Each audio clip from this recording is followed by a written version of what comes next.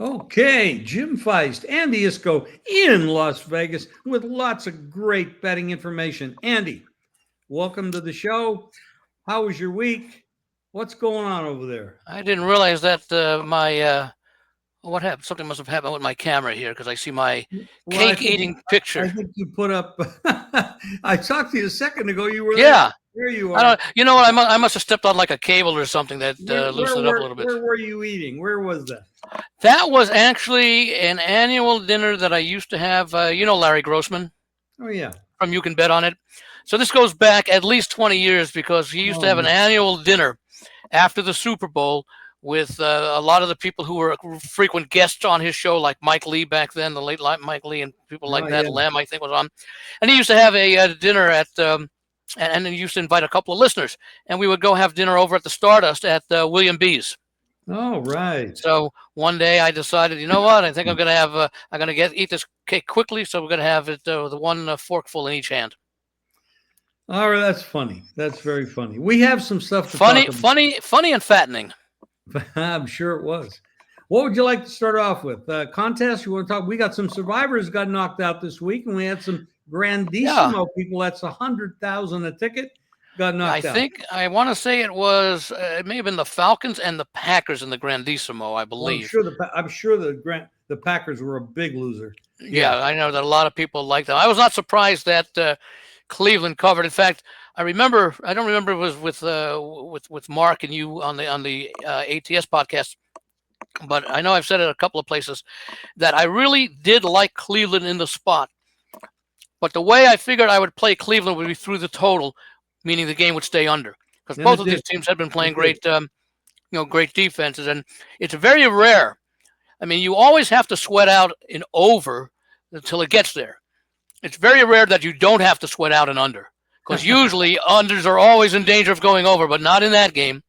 No, that So was 10-0 with 3 minutes to go, and all of a sudden, bing, bang, boom, and the yeah, it Browns was a scored. very crazy weekend. But Oh getting to boy. the contests, we finally had our first big knockout week with the Bucks nearly eliminated 2,000 people, but they survived with that last second field goal after they gave up that block, scoop, and score to the Jets to close up for the Jets to take that 1 point lead with under 2 minutes to go. But the key selections last week, and I think there were I think about 26 or 27 teams selected overall. But the biggest team to go out, let's see if I have this correctly here. I can't read my own writing sometime.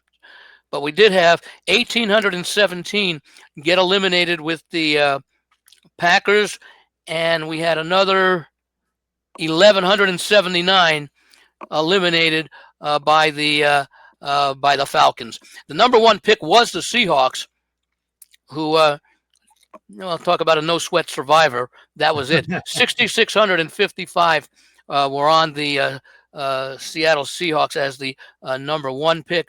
The Bills on the Thursday night game against Miami. That's the game that I played last week. 3,362 advanced from that game. The number three pick, the Bucks, 2,033. That one was the big elimination. And then the other ones that I mentioned, the Packers were the fourth most popular team with 1,817 being eliminated on that one. And the Falcons were number five at 1,179 eliminating. And Yeah, Andy, once how many again, we had a people? double digit. We had a double digit for no picks. 13 did not submit picks. Wow. How many people got eliminated with the Ravens? 30. Nobody actually picked the Lions to beat the Ravens straight up.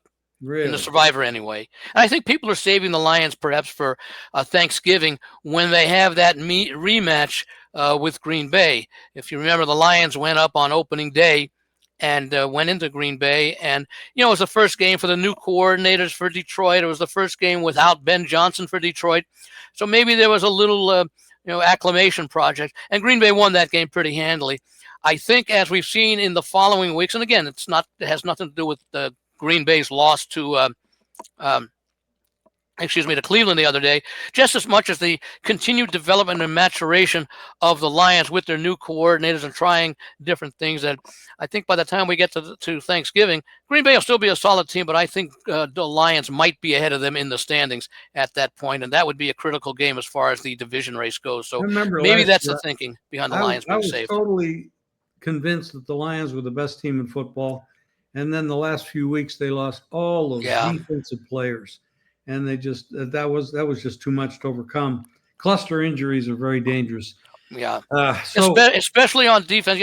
It's a little bit different on offense. I mean, offensive line injuries are critical, especially if they're clusters. But you got everybody blocking and tackling. On a defense, I've always said the key to success on offense is to disguise and deceive. Have them think that you're disguising something and deceive them into thinking you're doing something that looks like you're going to do and you do something else. On defense, the two keys are recognize and react.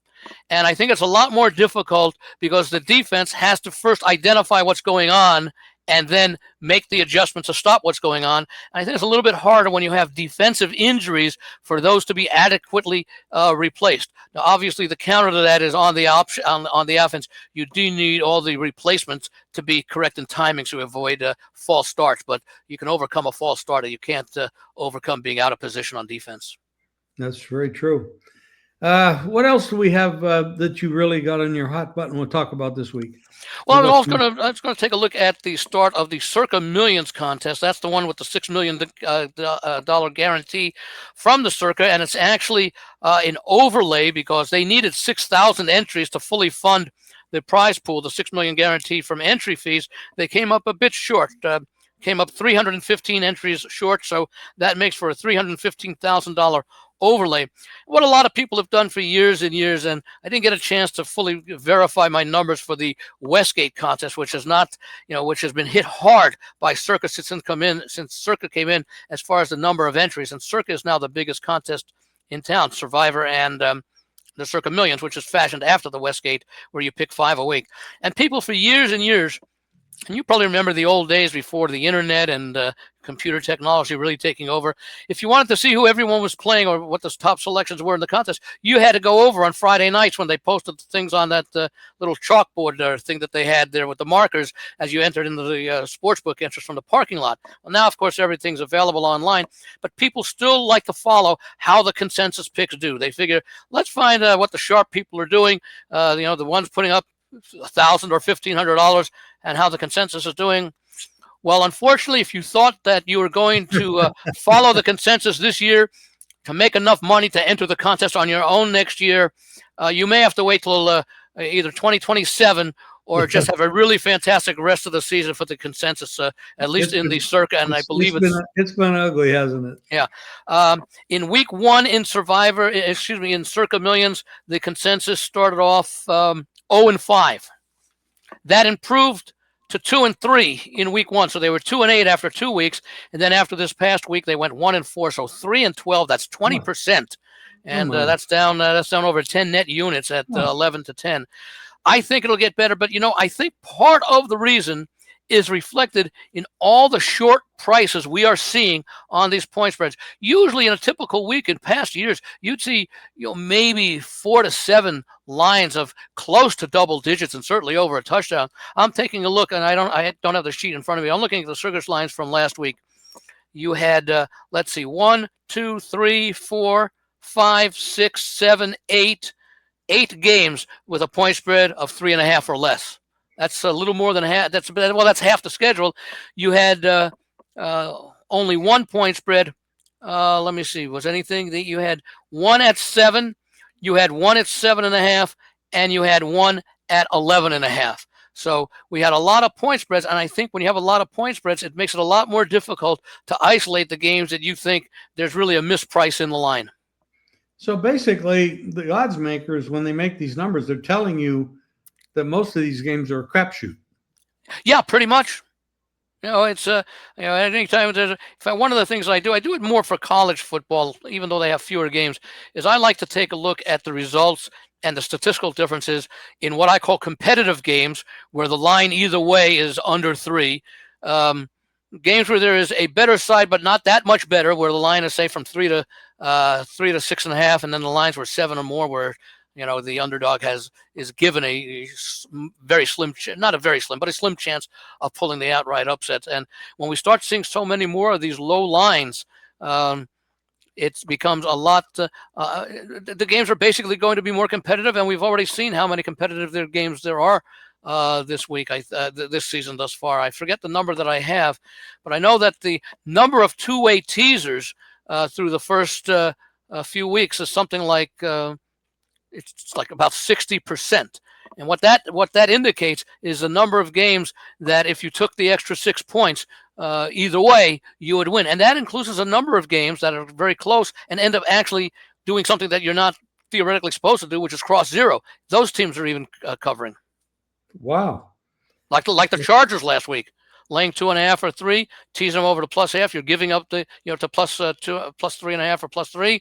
You're giving up the number 0 because ties rarely occur, and yet they still covered. Well, maybe that was a bad example because they won, but let's say the Eagles, who were losing all game, if the Rams make that final field goal and they win by 2, which would have been what, 29-27, the Eagles +2.5, since they were -3.5 of the game, still would have covered by crossing 0 at +2.5. And we've seen a number of those games so far this year, and I imagine we may start to see bigger numbers as we start seeing more of these bad teams get stuck on 1 or 2 wins halfway into the season. Andy, we're going to start Jackson Dart in New York this week, which is going to be our 6th backup quarterback after only 3 weeks. Yeah. That's pretty amazing. It is, especially because this one is not due to injury. Yeah, this is actually the first one, I believe, that's not due to injury. Yeah. The other 5 have been. And I'm not sure if anybody's coming back, any of the starters. I guess the most likely would be Purdy for San Francisco. The rest, and this week, I mean, this is kind of getting off subject, but we have a total this week of 38.5. What's this? That's Houston, Jacksonville? Yeah. I mean, Houston, Tennessee, rather. Tennessee. Yeah. When was the last time we saw a total in the 30s? I thought we saw one earlier this year. I think maybe it was a Steelers game last week with the Jet 2 weeks ago. The one that ended up being a shooter. I want to say that was maybe 39.5. Let me see if I can. Was it really? I didn't remember that. Yeah, that was the one. I mean, the Pittsburgh Minnesota game is not that high. It's 40.5, but that's being played in Ireland. That's not even a home game.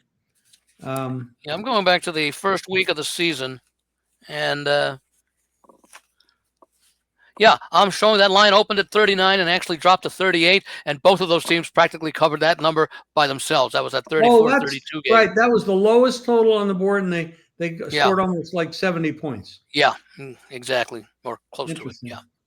Okay, so what are we going to go to next? We got to talk about some teasers, and we can do teasers and alternate lines, I guess, for this week as well. And I guess the one alternate line that should stand out and might get there is the one with Buffalo laying, what is it now, 16.5 against New Orleans. That's a big one. I mean, yeah. I checked when I was talking about when I was doing some research for Survivor. I think I mentioned it last week, talking about the number of times that double-digit home favorites lose outright or have lost outright. I think it was the last 3 or 6 seasons. I think it was the last 3 seasons. I think 7 out of 62 times did the dog win outright as a huge road underdog in that game. But I also went back and did a little work on as far as teasers go and how often big road underdogs do not cover in teasers because the extra 6 points does not compensate for a lot of these lopsided blowouts that these home double-digit favorites do. And, we saw New Orleans on the road last week. What was it, 44-13 at Seattle, a 31-point loss. I don't know what the alternate line would have been if you played Seattle minus the they were, I think, 7-point favorite. Let's say you played it up to minus 10.5. That must have been a decent number because Seattle's not thought as bad as New Orleans may be. Seattle's still not known as an offensive powerhouse, whereas the Bills certainly are. And the Bills actually come in with the extra rest, having played last Thursday night against Miami and putting up 31 on Miami, and that came just 4 days after they put up 41 on Baltimore. So Buffalo, I don't know if they'll even offer an alternative line on a game with a point spread that high, but that would certainly be one that that you would look at. At the same time, those who feel, and I don't know if they're capable of it, but you come off an embarrassing loss like the Saints did, getting blown out the way they did, or maybe Dallas would be a situation coming off of their blowout loss at Chicago. Maybe you get them plus 3.5 against Green Bay instead of plus the 7. I wouldn't bet Dallas with your money, Andy. I'm sorry. That's the worst defense. Eberflus has done a bad job as a defensive. I heard someone say Eberflus is the only person in history who could make Caleb Williams look like the best quarterback in 2 of his professional games. One coaching him and one coaching against him. Listen to this. He made Russell Wilson look like he did 5 years ago. Yeah. In that game, they just Dallas game, against the Giants. This is a bad defense with a bad defensive coordinator and an owner that's very questionable. And then you take a look at the Cincinnati Bengals, and you realize that the problem this year has not been the defense. The problem has been the offense. They scored 17 in their win over Cleveland. They had to come from behind in the game against who was it? Jacksonville the next week, and then of course last week when they started up in Minnesota without Burrow in there with Browning coming in, the defense didn't put up terrible numbers, but the offense could do absolutely nothing against Minnesota. That 48-10 score was not as lopsided statistically as you might think it would be, considering Cincinnati's defense. In fact, I'm trying to see if I can get the numbers here just to illustrate it. That in that game last week, Minnesota gained 352 yards, which is probably not that far off what Cincinnati's defense was last year. But when you take a look at what Cincinnati did in their opening game against, it's a weak Cleveland defense, rather weak Cleveland offense, they only gave up a little bit over 300, which is a good effort for Cincinnati as far as that goes. And in the game, let me see, against, I mentioned Minnesota, but their second week game against Jacksonville, I think the numbers were reasonably respectable compared to what we've seen. But, if you can't score 20 points on the Bengals, you're not going to win many games. Let me ask you, Anarumo was the defensive coordinator last year, correct? Where, with Cincinnati? For the Bengals. Yeah, I don't recall who it was. I think it was him. Yeah. And where is he now? He moved on to another defensive coordinator position. I don't have that off the top of my tongue, at the top of my head. But you know what? I heard this today, and I don't know that it's true. You hear things. There's so much fake information out there. But how about Minnesota benched McCarthy, but he's really not hurt because they really don't think he's ready to play NFL football. And from what I saw in the 8 quarters that he played, honest to God, he didn't look like he was ready to. And I'm not saying he doesn't have talent. I'm not knocking the young man at all in that respect. I'm just saying he's not ready to play NFL football yet. Remember, last year he did not play. It is his second year, but he didn't play it down last year. I see a lot to that. And again, remember, he had that one great fourth quarter on the opening game against Chicago. Remember, that was Chicago's first game with Johnson as head coach, and the change in the coordinators from the previous regime, Eberflus regime. The team that I'm interested in, and you talked about the Vikings, and how about the team they played last week, Cincinnati? I'm wondering if either Cincinnati or Minnesota might be interested in talking to the Giants, A, about either Russell Wilson, or B, Jameis Winston. Oh, please do not bring Russell Wilson to another team. Please. I don't know what Minnesota would want to do there. I could see Minnesota actually being more interested in Jameis Winston. I mean, I'd go after Kirk Cousins. I'm sorry, Cincinnati being more interested in Minnesota. Rather than those two guys, I'd go after Kirk Cousins. I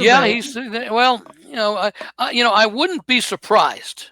And if I'm Atlanta, this is what I think about.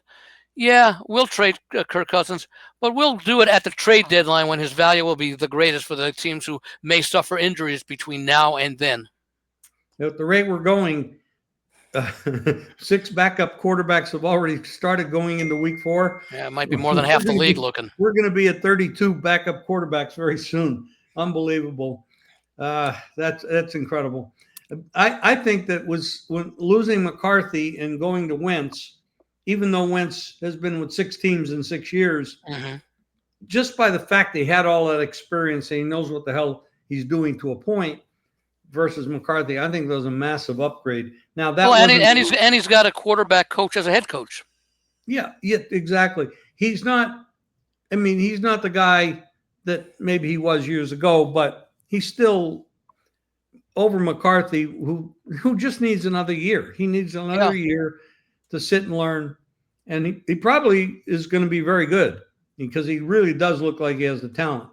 I don't remember how much the passing game with Harbaugh as coach at Michigan, how big the passing game was in the Harbaugh offense there.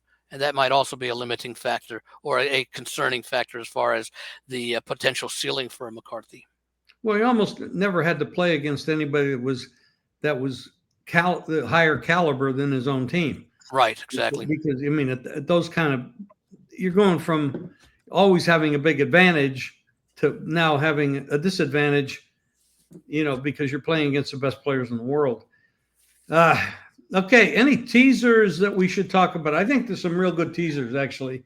I was going to take a look again at a couple of those, alternate lines that you might consider as far as that goes. If you believe the Colts are for real, maybe you play them on the money line against the Rams. Although it's a tough situation for the Colts. The Rams coming off of the game they should have won last week against Philadelphia, and they played a little bit tougher competition. In fact, they both played Tennessee in back-to-back weeks. I think the Rams outgained Tennessee by about 1 yard. The Rams outperformed the Colts in the games against Tennessee.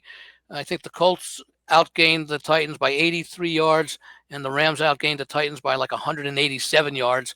And on a yards per play basis, the Rams had about a full yard per play better performance against the Titans than did the Colts. And then what sort of makes it a reasonable comparison, even though it's a limited data side, both games were in Tennessee, so it's not like one benefited at home while the other one didn't. But I think I don't know what's your opinion. I think the Colts are legit.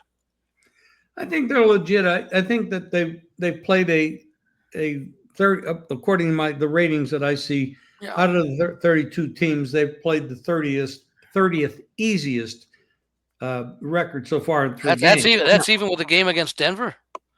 That was a pretty good opponent they played and beat them. At the first game of the year, second game, but first game they blew out Miami.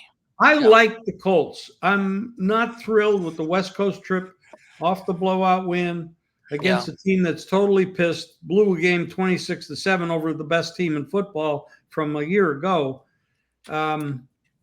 This is a very difficult spot. I would not lay these points with the Rams. Don't get me wrong. I'm not suggesting we go out and bet the Rams. I'm just saying I'm not 100% sure to put my money on it. Well, let me ask you about the 2 other games where we could see one-sided results. You talked about one of them, Packers against the Cowboys. Packers coming off of that loss to Cleveland, clearly going from facing one of the best defenses in the league in Cleveland to facing perhaps the worst, if not one of the bottom 3, certainly. And maybe the Packers, instead of laying 7 with them, even though it's on the road, maybe you lay the 10.5. Maybe you look for a 27-14 type win. Or you put them in a part of the teaser. You knock them down. Same thing with Denver against Cincinnati. I think this is absolutely a disaster for Dallas this week. Yeah. I really do. I'm not saying I suggest laying 7 points. I mean, laying points anywhere. But if I had to put a gun to my head, I'm going to lay the 6.5, which I can find, or maybe buy it down to 6, which I could also find, or put it in a teaser. There's a lot of teaser options here. Kansas City plus 8.5. Green Bay down to minus a half. There's a lot. Denver, the same thing. Denver's a perfect spot. You lay one at home, 1.5 at home against Cincinnati, who's got an awful defense. Denver is going to get better. They're well coached. They got a good defense, really good defense. and the kid looks like he's got a little regression. We have regression from a couple of these second year guys, but you're not going up against Burrow here. So I think that's a good spot. I mean, you're talking about teaser possibilities. And now let me bring this one up. Would you consider the Chargers? The Giants, well, I'm going to go to that game. The Chargers won a tough physical game, and Herbert got hit 15 times in that game. Mm-hmm. That was not good. That's not healthy. Got to travel across the country to a non-division game after winning 3 straight division games. Obvious letdown spot. In three different locations, by the way. Correct. Giants are coming. They're benching Wilson. They're going with Jackson Dart. We have no idea what's going to happen with him. But what I would look at in this game, definitely for an underplay. I don't think you're going to see Burrow being lined up against. The Giants do have one good thing on that team. They got a good front 7. Yep. And obviously the Chargers are having a little problem with their offensive line. In the running game, they got hurt in the running game. Well, that's the player in there, the key one. And so you might look for that game. You're talking about Najee Harris, I believe. Yes, Najee Harris. I think. Now, what do you do if you're looking at the teaser? I'm not teasing the Chargers because if I'm teasing anybody, I'm teasing the Giants. But I'm probably not teasing it. What I'm probably saying is the best play is to find a 44 and bet it under. Yeah. That's probably what I would do with it. Teaser-wise, I mean, interesting game, Cleveland and Detroit, because you're both coming off big victories. Yeah. I mean, there's some very interesting situations this week. Now, here's one. New England clearly beat Pittsburgh last week, but they turned the ball over 5 times. Yeah, including 4 lost fumbles. Yes. And now they're playing Carolina, who they didn't look all that good. Yeah, they won in a big shutout and all that stuff against Atlanta, but they didn't. Their stats were not that good. Atlanta self-destructed, just like the Panthers did, or the Packers, not the Panthers, the Patriots did. Got my Atlanta actually outgained Carolina 334 to 224. That's my perfect example. Now they did run several more plays. Atlanta did turn it over 3 times to just once for Carolina, but you would think that sounds like a statistic that you might see in a 24-14 game, not a 30-0 game. Exactly. Now you got an interesting game here. We're kind of getting off, but this is interesting conversation anyway. Philadelphia's 3.5-point favorite at Tampa. Both teams are 3-0. Baker Mayfield's player of the year so far at this point. But Tampa Bay played last week's game with 3 offensive linemen out. 3. That's 3 out of 5. And for most of the game with a healthy Mike Evans at wide receiver, who is now out. He's gone. So, I mean, now you're going up against the best defensive line in football with Philadelphia. Now, are those 3 offensive linemen still out? I don't know yet. I'm going to find out. Yeah, before the game. Yeah, the Friday injury report is generally a pretty good indicator, although sometimes they'll still be, undecided or whatever phraseology they use. But one of the things I was looking at, just touching upon teasers for a moment, is if you are looking to tease teams down from say -7 to -1. Let's say you got 3 games, maybe one is 7, one is 6.5, and you're teasing it down to basically pick them -0.5, -1. You should do a money line calculation of a parlay of those 3 teams and compare that to the price that you might see for just a straight teaser, because sometimes the money line may not be in accordance with where normally, say, a 1-point favorite might be, or if you take the 7-point money line, might be a little lower than a normal 7-point money line. There are variations from book to book as far, and certainly even at the same point spread. At one book might have a 4-point favorite at one money line, and it could be a 20-cent difference in that same book for a different favorite, whether it also be home or road on the money line as well. So, and they have, you can go on the internet and find parlay calculators, and you can do 2-3 team parlay calculations on the money line, because you might end up with what they're charging on teasers right now. They No, don't exactly. necessarily have a correlation between a 4-point money, let's say between a 6-point favorite on the money line and what the vig would be when in the teaser and the line was go down to -1. You hit a hot spot there with them increasing the prices on the teasers and some of them reducing the number of points on a two team. The money line option is going to become more and more viable. Excellent point you brought up there, Andy. Excellent. Well, I'm talking basically, by the way, about favorites as opposed to underdogs, or where basically you're teasing a team down where basically they just have to win the game. If you tease Kansas City up, they could end up losing the game by 4 or 5, in which case the teaser comes into play and you lose your money line. But the favorite, if you're picking a favorite on a money line, you're basically laying 110 in many instances if it's a pick'em game.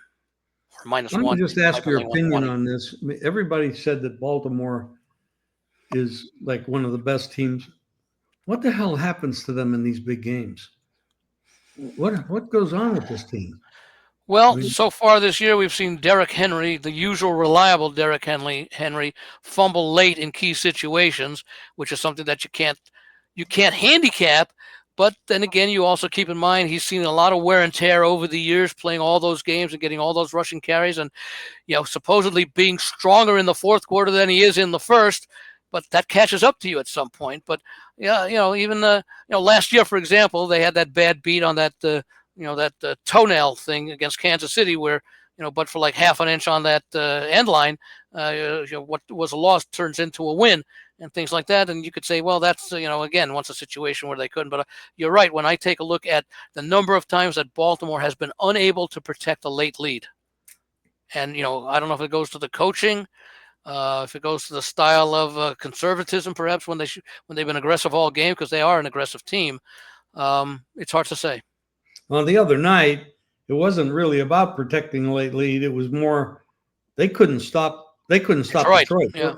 Detroit's offensive line handled them like crazy. And then Lamar was under tremendous amount of pressure the whole game. So that means their offensive line and the Detroit defensive line looked, it looked like a mismatch. Edge Detroit won that one. But they started out 0-2 last year, so they were 1-2 after they won their first game. But talking about the Ravens, they're going to go to Kansas City. The loser of that game is going to be 1-3. No. And the winner of that game, especially if it's Kansas City, still has a good shot at getting the number 1 seed. Remember, Baltimore lost to Buffalo. Kansas City has yet to play Buffalo. So if Kansas City can beat the Ravens, and then when they beat Buffalo, they have a chance. Even if everybody wins out, if they go to Buffalo could end up going 16-1, I suppose, but more likely than not, they're going to have at least 2, probably 3 losses or more. Kansas City would have to win out, who's very unlikely, but not impossible, given their pedigree. Well, you're talking about AFC teams for number 1 seed. You'd have to do something about. You'd have to do something about the Colts and the Chargers. Yeah, right. Especially the Chargers, because they're in the division and they're 3-0 in the division. Yeah, and 2 of the teams they beat, Denver and Kansas City, are likely have been considered likely playoff teams. Probably by the season's end will be in the hunt. Well, as opposed to Indianapolis. By the way, for people who are looking for future bets, keep this in mind. If you're looking for a future bet, not so much necessarily on the Super Bowl, though certainly that could come into consideration, but to win the AFC, keep in mind you got the Chargers, the Broncos, and the Chiefs, 3 tough teams in the West. You have let's say I'll throw Pittsburgh in there just for the heck of it, and Baltimore, no longer Cincinnati without Burrow. But and in the East you really only have Buffalo. But you take a look at the South. Indianapolis could end up being the best team in that division. Right now, we know Tennessee is bad. Houston has started badly, and we don't know what to think of Jacksonville, even though they've gotten off to a pretty decent start this season. You could have Indianapolis run through the AFC South, much like Buffalo will run through the AFC East. The difference being Buffalo is playing a first-place schedule in the AFC East, meaning they're facing Baltimore, what they already did, Kansas City, and I forget probably maybe every team in the AFC South. I'm not sure, or North. No, that would be probably the South would be, I guess, because they do have those other games.